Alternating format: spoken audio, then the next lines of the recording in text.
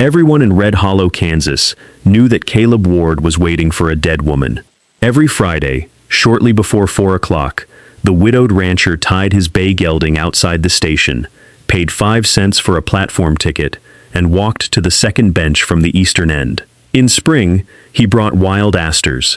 In summer, black-eyed Susans. When winter stripped the prairie bare, he carried a single dried flower saved inside the Ward family Bible. Some townspeople called it devotion. Others, when Caleb could not hear them, called it madness. But Clara Bennett, the station's new ticket clerk, noticed something everyone else had missed. Caleb did not truly watch the passengers. His eyes remained fixed on the final 20 yards of the platform. On the first Friday of October 1886, rain swept across Red Hollow so violently that the station roof leaked above the freight ledger. Caleb still arrived at precisely 3:52, his black coat soaked through, and a small bunch of crushed sunflowers clenched in one hand. He purchased his ticket with exact change and took his usual seat beneath the open sky. The eastbound train arrived 12 minutes late, breathing coal smoke and steam across the platform. 3 traveling salesmen stepped down, followed by a mother carrying an infant and an elderly man struggling with a leather case. Caleb examined none of their faces. He watched the passengers turn toward the station, then followed their progress across the wet boards, as though expecting someone to break from the crowd and run toward him. No one did. The conductor called for boarding. The locomotive pulled away, leaving only rain, smoke, and 2 shining rails disappearing around the eastern hill. Caleb remained on the bench. Clara had watched him perform this ritual for 9 Fridays. The station master had warned her not to question him. Caleb Ward pays for his ticket and troubles nobody, Mr. Talbot had said. Whatever he does out there belongs to him. But Clara knew something about private grief. Her younger brother had drowned in the Arkansas River the previous spring, and her mother had responded by covering every mirror in their house. For 4 months, Clara had lived among black cloth and whispered prayers until accepting the vacant position at Red Hollow Station. She had not escaped sorrow. She had merely found a place where nobody knew its name. She poured 2 cups of coffee, closed the ticket window, and walked into the rain. Caleb did not look at her when she sat beside him. Water dripped from the brim of his hat.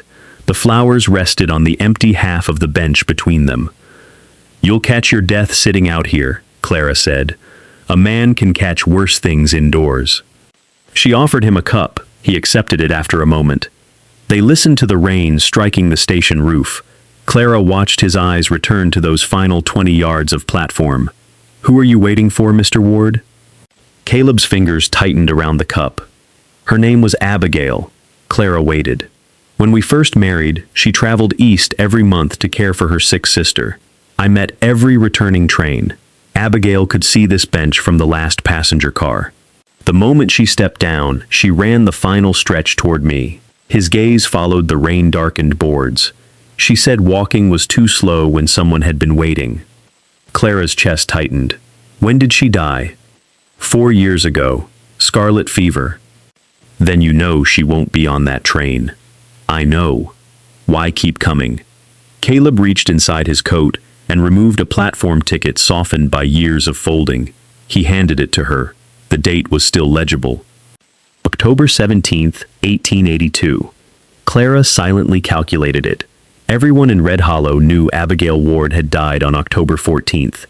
This ticket was purchased 3 days after she died. Yes. Clara looked at him. Why? Caleb stared down the track where the train had vanished. "Because on the morning we buried her, I found an eastbound ticket hidden inside her sewing box." His voice grew quieter. It was dated for the Friday after her funeral, and only one name was written on it.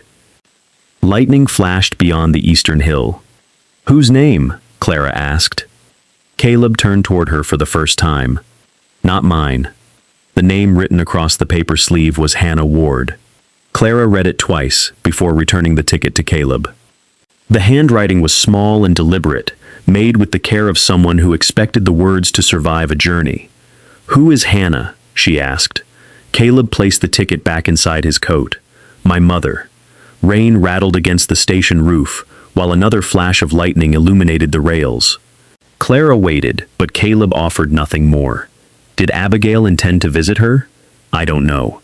Couldn't you have asked Hannah? Caleb's expression hardened. She left when I was 6 years old. I haven't seen her since. He stood and carried the empty coffee cup toward the station door. Clara followed him inside, where the yellow lamplight revealed how tired he looked. He was 41, though grief had carved enough lines around his eyes to make him appear older. Perhaps Abigail found her, Clara said. Perhaps she planned to bring her back, or perhaps she planned to leave. The words came without anger, which made them more painful.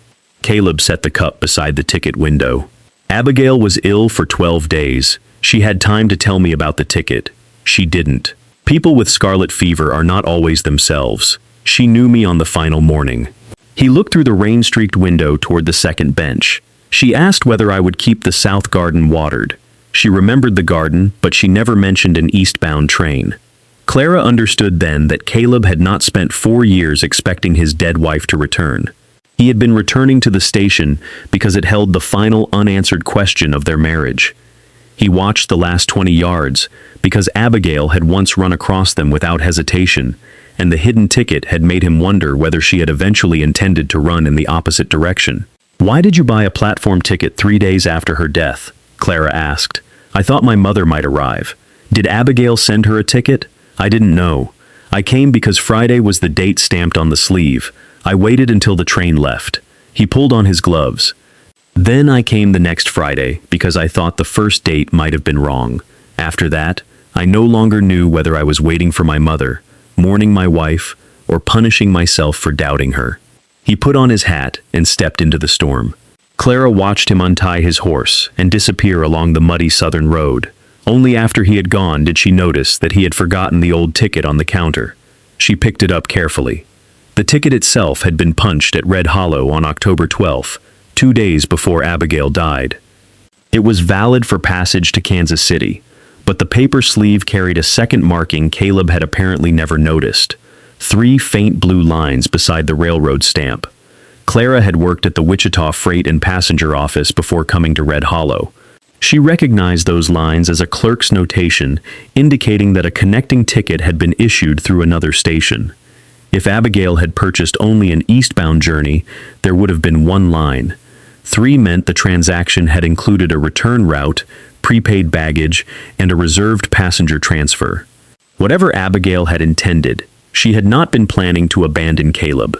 She had been arranging to bring someone home. Clara opened the old passenger ledger stored beneath the counter.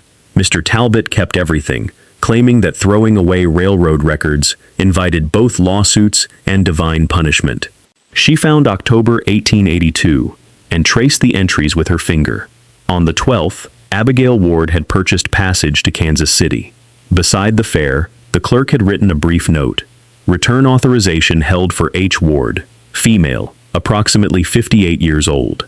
Clara's relief lasted only a moment. Beneath that entry appeared another sentence in darker ink. Authorization canceled October 15th, by request of Silas Ward. Caleb had never mentioned a Silas. Clara copied the entry onto a clean sheet of paper. By the following Friday, the storms had passed, and the Kansas sky had turned hard and blue. She placed the paper beneath Caleb's usual cup of coffee before he arrived. At 3:52, his horse did not appear. At 4 o'clock, the bench remained empty. The eastbound train came at 4:12, released 6 passengers, and departed again. Clara stood behind the window staring down the southern road. Caleb Ward had not missed a Friday in 4 years. At sunset, a ranch hand rode into town on a lathered horse and stopped outside the station. "Miss Bennett," he called. "Mr. Ward sent me. He said you may have found something in the ledger." Clara stepped onto the platform. "Where is he?" The rider removed his hat. "Pinned beneath a dead horse in the south pasture. Doctor says he may not last the night." Clara had never ridden 12 miles across open prairie after dark, but she did not hesitate. She locked the station office, placed the copied ledger entry and Caleb's old ticket inside her coat, and borrowed Mr. Talbot's gray mare. The ranch hand, a broad-shouldered young man named Daniel Price, led the way south beneath a sky stripped clean by the storm. Mud pulled at the horse's hooves, and cold winds swept across the grass, with enough force to steal Clara's breath. They reached the Ward Ranch shortly after 9. The house stood behind a line of cottonwoods, its windows burning yellow against the darkness. Inside, Dr. Holloway was washing blood from his hands, while Caleb lay unconscious in the downstairs bedroom. His left leg had been splinted from ankle to hip, 2 ribs were broken, and a deep wound crossed his temple. The horse slipped while he was repairing a washed-out fence, the doctor explained. Mr. Price found him before the cold did. He may live, provided the fever doesn't take hold. Clara removed her wet coat. Who will care for him? Daniel looked toward the kitchen. Mrs. Finch comes 3 mornings each week, but she has 5 children and lives 6 miles away. I can handle the cattle, not an injured man. Clara knew that returning to the station was the sensible choice. She also knew Caleb had spent 4 years arriving at the same place, without any guarantee that his faithfulness would be rewarded. "Send someone to tell Mr. Talbot I'll return when Caleb wakes," she said. Dr. Holloway raised an eyebrow but offered no objection. Clara remained beside Caleb through the night, replacing the cold cloth on his forehead and measuring laudanum according to the doctor's instructions. The room revealed more about him than months of watching through a ticket window. His boots were polished but repaired twice at the heels.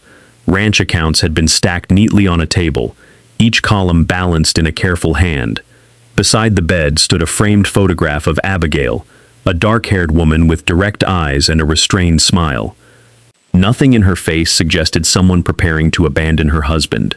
Near dawn, Caleb woke and tried to rise. Pain forced him back against the pillow. "The south fence," he whispered.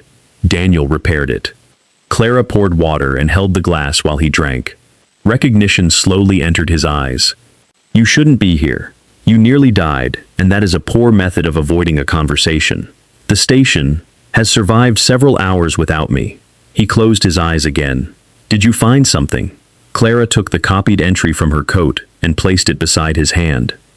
Caleb read the lines twice. His face changed when he reached the final notation. "Silas Ward canceled the authorization," Clara said. "Who is he?" Caleb stared at the name. "My uncle. My mother's younger brother. Where is he now?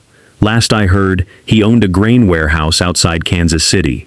"Why would he cancel a ticket Abigail purchased for your mother?" "I don't know." "Did Abigail know him?" "Not that she ever told me." Caleb's fingers closed around the paper. Clara watched the same doubt that had haunted him for 4 years take a new shape.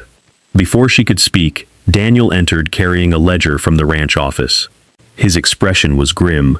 The storm had scattered 70 head from the south pasture, and at least 20 cattle had crossed through the broken fence onto government land. Worse, the First Territorial Bank expected Caleb's winter loan payment in 12 days. Without him in the saddle, Daniel could recover the cattle or drive the market herd north, but he could not do both. "How much is owed?" Clara asked. Caleb turned toward her. "That is not your concern. At this moment, breathing appears to be the only concern you can manage without assistance." Daniel almost smiled. Caleb did not. $860, he said reluctantly. "The market herd will cover it if 32 steers reach the rail pens by the 20th. Clara examined the account book. Abigail's handwriting filled the older pages, while Caleb's entries began after her death. He had maintained the records faithfully, but she noticed that the bank had charged him the same transport security fee twice, once when the loan was issued, and again during the spring extension. The duplicated amount was $94. "Did you authorize this second charge?" she asked. Caleb studied the entry. "No." "Then the bank's figure is wrong." She checked 3 more columns and found an unexplained interest adjustment made the previous December. "They may have overcharged you by more than enough to extend the payment." "You can prove that?" Daniel asked. "If the bank's books match these receipts." Caleb watched her work through the numbers, his suspicions slowly giving way to attention. Abigail had once managed these accounts, and Clara understood the discomfort of seeing another woman seated in a place still shaped by the dead. She closed the book gently. "I am not replacing her work," she said. "I'm reading what she left behind." Caleb looked from the ledger to Abigail's photograph. She would have noticed those charges. Then let us honor her by noticing them now. For the first time since Clara had entered the room, the hardness left his face. He handed her the key to the ranch desk. "Everything from the bank is in the bottom drawer." Clara accepted it. As their hands touched, Caleb's eyes moved toward the old platform ticket beside him. "If Silas stopped my mother from coming," he said, "then Abigail died believing I would meet a train that never carried her."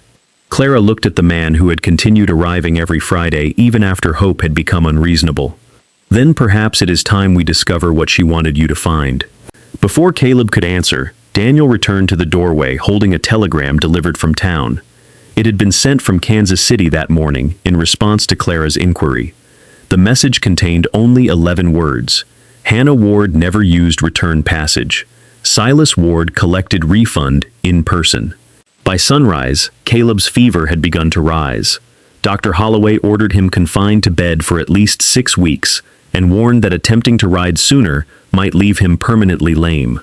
Caleb accepted this with the expression of a man being informed that gravity had become optional and deeply inconvenient. Clara spent the morning examining 4 years of bank statements, freight receipts, and cattle sale records. Abigail's system was precise: blue pencil for income, black ink for expenses, and a small star beside any figure requiring verification. Clara found 7 such stars in the final month of Abigail's life. Each marked a payment routed through the First Territorial Bank. After Abigail died, those questioned charges had continued, increasing slightly each year. By noon, Clara had calculated that Caleb had been overcharged $238, far more than the amount needed to delay the winter payment.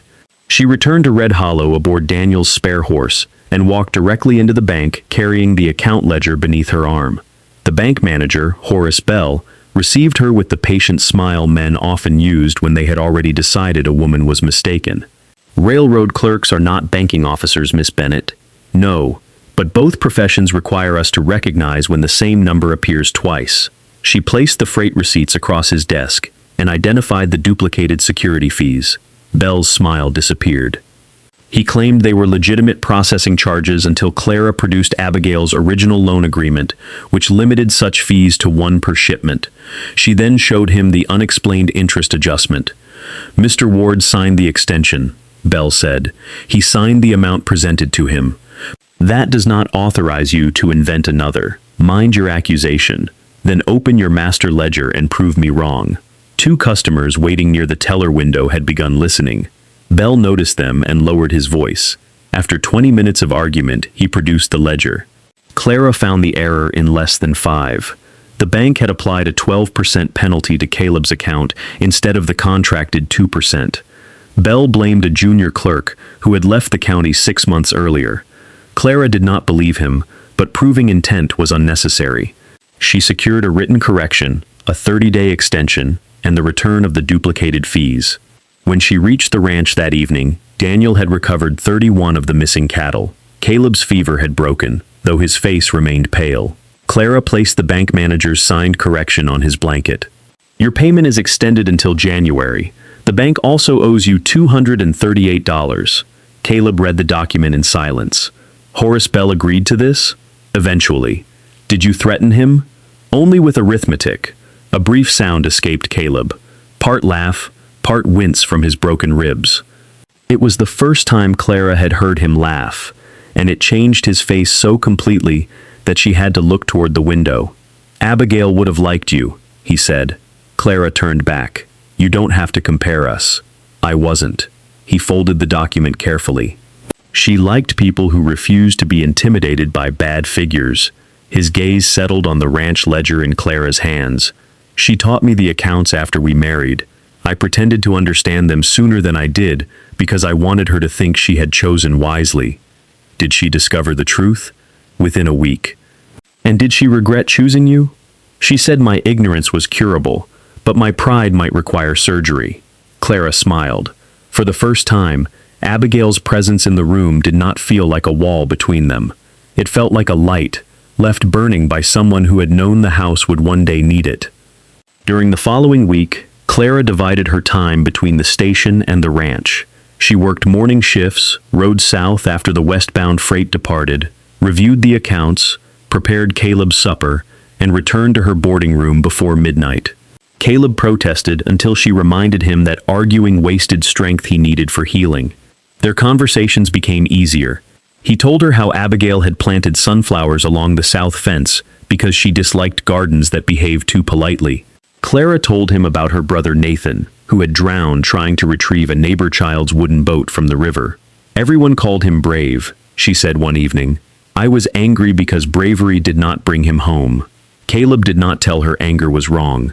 He simply said, "The dead leave us feelings that don't know where to go." Clara understood why a man might sit at a station for 4 years. On the second Friday after the accident, she carried 2 cups of coffee to the platform, even though Caleb's bench remained empty. She sat there alone and watched the eastbound arrive. Among the mail sacks was a sealed packet from the Kansas City passenger office. Inside, she found a copy of the telegram that had canceled Hannah Ward's return authorization on October 15, 1882. Silas Ward had claimed Hannah was too ill to travel and requested the refund as her legal guardian. Attached to the telegram was a witness declaration bearing the signature of Dr. Edwin Pike. Clara recognized the name immediately.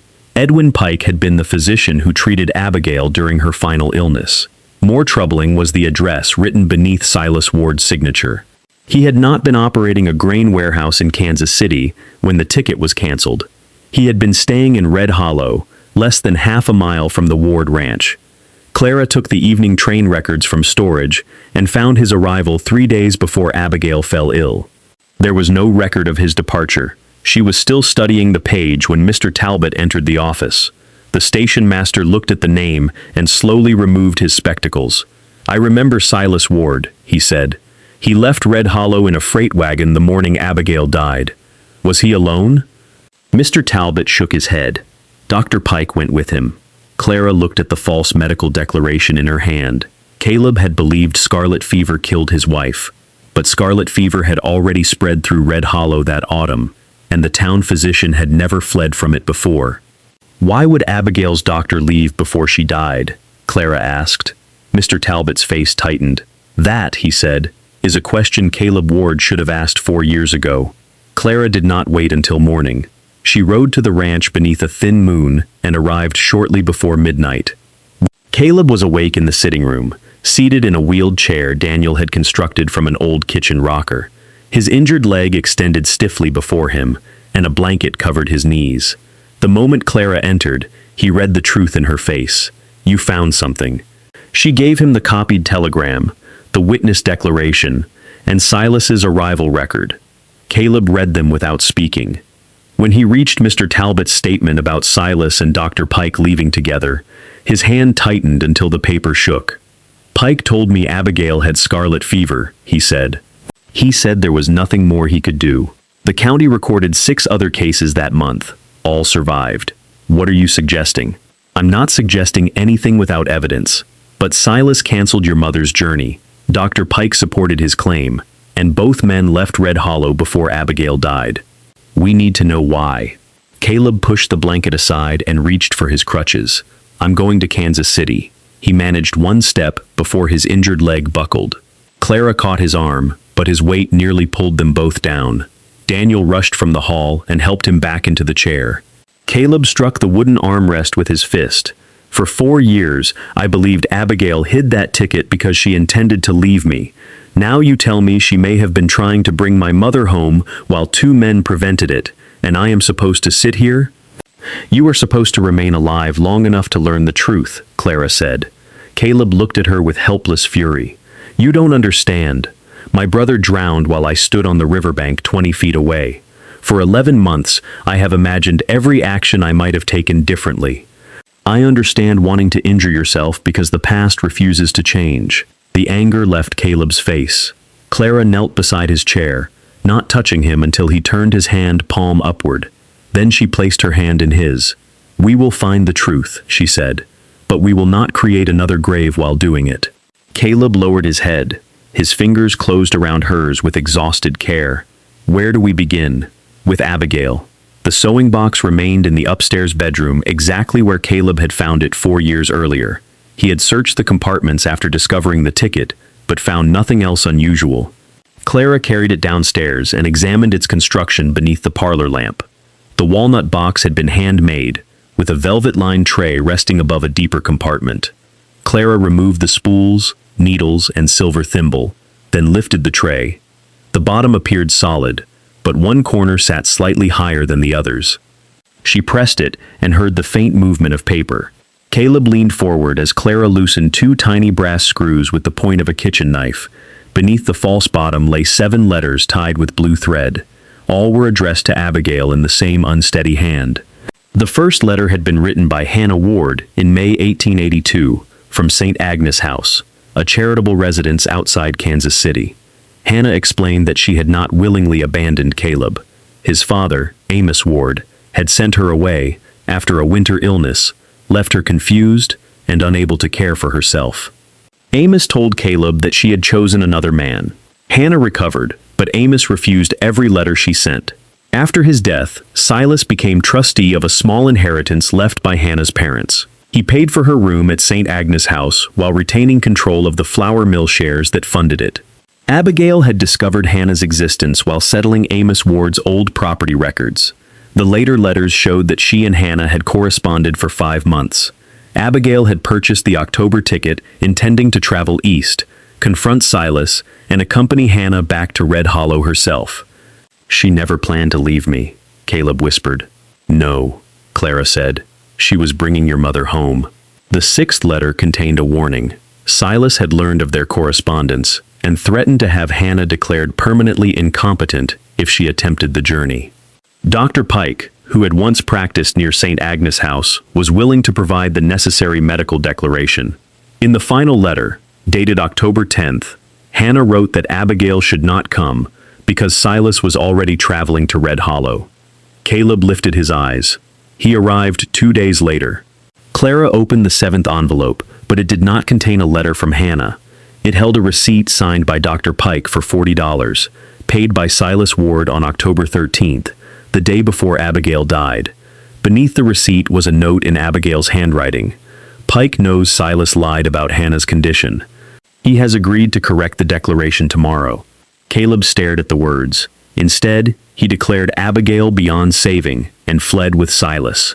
Clara examined the receipt more closely. A number had been written in the lower corner, 614. It was not a monetary figure or a date. She remembered the numbered lockers in the Kansas City passenger office where travelers could leave documents and small parcels. Abigail may have placed her evidence somewhere Silas couldn't reach it, she said. Locker 614.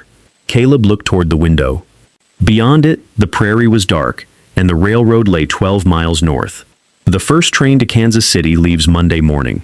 Then I'll be on it." He turned sharply. "No. I know the railway system. I can access the passenger office, and Silas has never seen me. You cannot sit a horse, much less spend 10 hours on a train. This is my family, and investigating records is my work." Clara held his gaze. "You trusted Abigail when she understood something better than you did. Can you offer me the same respect?" The question silenced him, because both of them knew what it truly asked. Not whether Clara could retrieve a parcel, but whether Caleb could allow another woman to walk into danger without treating her as property to be protected, or a memory to be preserved. At last, he removed the old platform ticket from his pocket and handed it to her. "The Kansas City Clerk may ask for proof that you are following Abigail's journey." Clara accepted the worn ticket. "I'll bring it back." Caleb looked at her hand, closed around the paper. "Bring yourself back," he said. "The ticket is only paper." On Monday morning, Caleb did not sit on the second bench. He stood on crutches beneath the station roof while Clara boarded the eastbound train. As it began to move, she looked through the window and saw him watching her. For the first time in 4 years, Caleb Ward was not waiting for a dead woman to step off a train. He was waiting for a living one to return. Kansas City overwhelmed Clara with its noise. Freight wagons crowded the streets. Locomotives screamed beneath iron roofs, and thousands of strangers moved with the confidence of people who knew exactly where they were going. Clara went directly to the railway's central passenger office and presented Abigail's old ticket. The clerk found no active locker numbered 614, but Clara insisted he search the 1882 property register. After an hour among dust-covered ledgers, they found entry 614, one sealed document case deposited by Abigail Ward. and transferred 90 days later to the railroad's unclaimed property vault. The case had never been collected. Inside were Hannah's inheritance papers, copies of her letters, and a signed statement from Dr. Pike, admitting that Silas had paid him to declare Hannah mentally incompetent.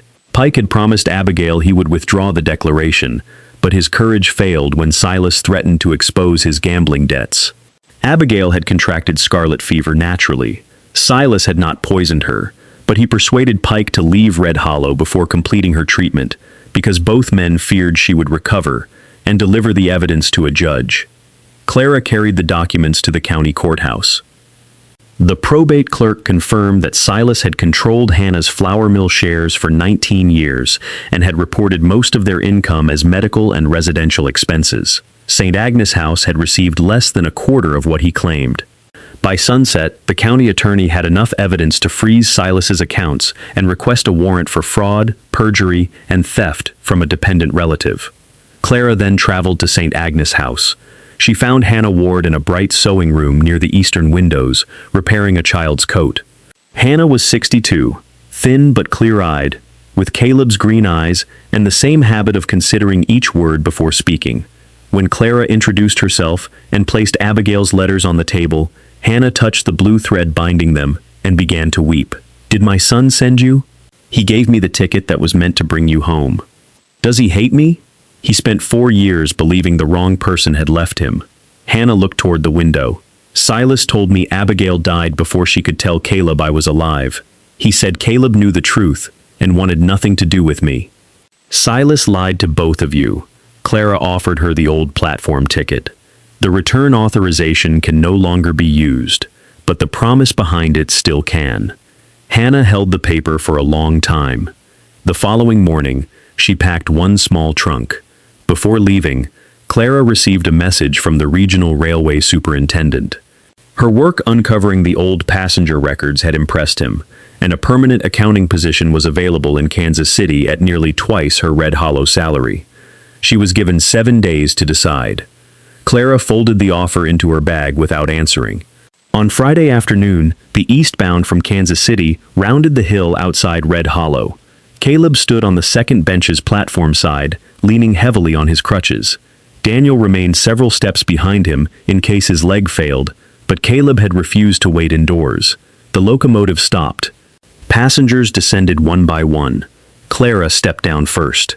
Relief passed across Caleb's face so openly that she felt it from 20 yards away. Then she turned and helped Hannah from the carriage. Caleb stopped breathing. His mother stared at the grown man she had last seen as a frightened 6-year-old boy. Neither moved. Clara understood that some distances could not be crossed by explanation alone. She placed Abigail's old ticket in Hannah's hand. Hannah looked down at it, then began walking. Her steps quickened across the final 20 yards until age forced her to slow. Caleb dropped one crutch and moved toward her despite the pain. They met halfway. He did not ask why she had left. She did not begin with an apology for something that had not been her choice.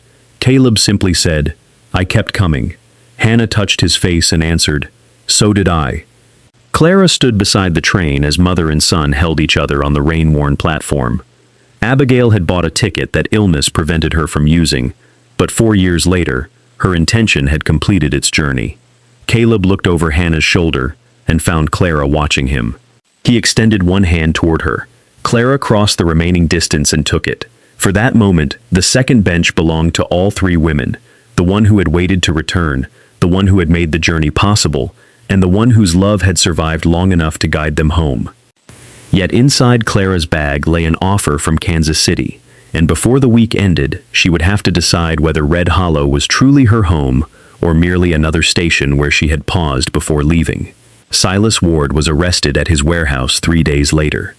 The documents from Abigail's case proved that he had stolen more than $14,000 from Hannah over 19 years, forged medical expenses, and bribed Dr. Pike to preserve his control over her property. Confronted with the receipt bearing his signature, Pike agreed to testify. He admitted that Abigail had genuinely contracted scarlet fever, but he had abandoned her treatment because Silas threatened to expose his debts and destroy his practice. Caleb found no comfort in knowing that neither man had deliberately caused Abigail's illness. Cowardice had still taken away whatever chance she possessed, yet the truth removed the cruelest doubt he had carried. Abigail had not been preparing to leave him. During the final days of her life, she had been fighting to restore the family stolen from him. Hannah declined to return permanently to Kansas City. She moved into the Ward Ranch's eastern bedroom and spent the winter rebuilding a relationship with her son through ordinary acts that required more courage than apologies. They cooked breakfast together. She told him stories of his childhood that his father had erased. Caleb showed her Abigail's garden and explained how each plant had been kept alive. Hannah did not ask him to forgive 19 missing years at once. Caleb did not demand that she pretend those years had never happened. They began where they stood. By December, Daniel had delivered the market herd to the rail pens, and the corrected bank account allowed Caleb to satisfy the winter loan without touching Hannah's recovered inheritance. Hannah sold her shares in the Missouri flour mill and used part of the money to establish a small residence in Red Hollow for widows and abandoned women seeking work. She named its reading room after Abigail. Clara continued working at the station while helping Hannah examine every settlement document before it was signed.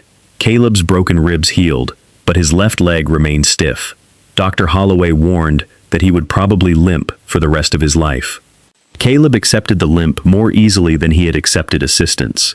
Clara suspected the difference was that he had finally learned help did not make a man smaller unless his pride required everyone around him to remain small. The Kansas City employment offer stayed inside Clara's desk for 6 days.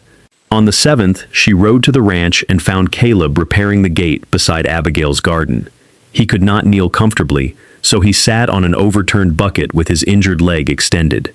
"I was offered a position in Kansas City," Clara said. Caleb's hammer stopped.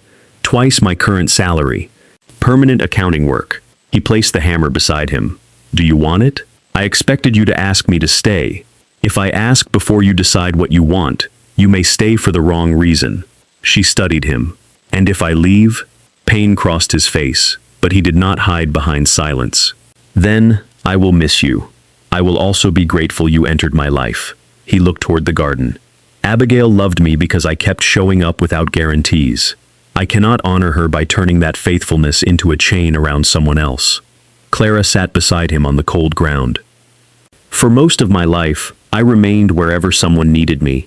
After my parents died, I left because I believed freedom meant going somewhere nobody knew me." She looked toward the ranch house, where Hannah's silhouette moved behind the kitchen window. "Kansas City offers better money, but Red Hollow offers work that matters to me.